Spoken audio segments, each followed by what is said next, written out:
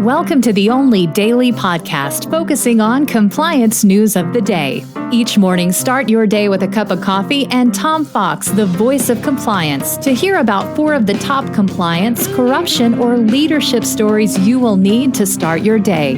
The Daily Compliance News is a production of the Compliance Podcast Network.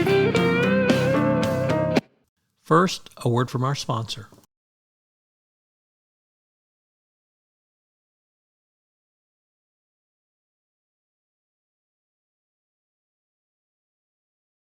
The Daily Compliance News for March 1, 2023, the We Are Not Corrupt edition.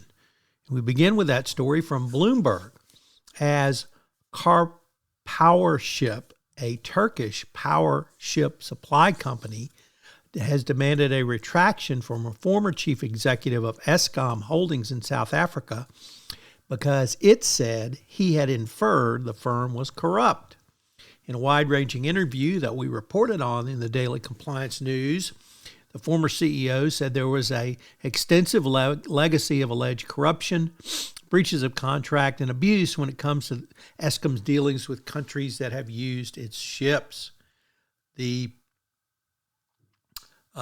comments, quote, inferred, if not directly represented, that the company was corrupt, the company said in a statement. So, they were claiming they're not corrupt after having been inferred they were corrupt. I'll leave it to you to figure it out. Next up from the Wall Street Journal, Risk and Compliance Journal, Dylan Tokar reporting, Stanley Black Decker has identified transactions among its international operations that may have violated the FCPA. This was released in the company's 10-K, and it's not clear what the cost will be, either in terms of any fine or penalty, potential declination, or legal cost. Next up, also from the Wall Street Journal, Credit Suisse breached Swiss law in its green seal lapses. The group failed in its duties as an asset manager and violated Swiss supervisory law in its operation of a $10 billion in investment funds with the now bankrupt financing partner Greensill. The Swiss financial regulator FINMA outlined a range of measures the bank must take to improve its governance and comply with Swiss rules. So, Credit Suisse continues to suffer from its poor governance and overall risk management around this time around Greensill.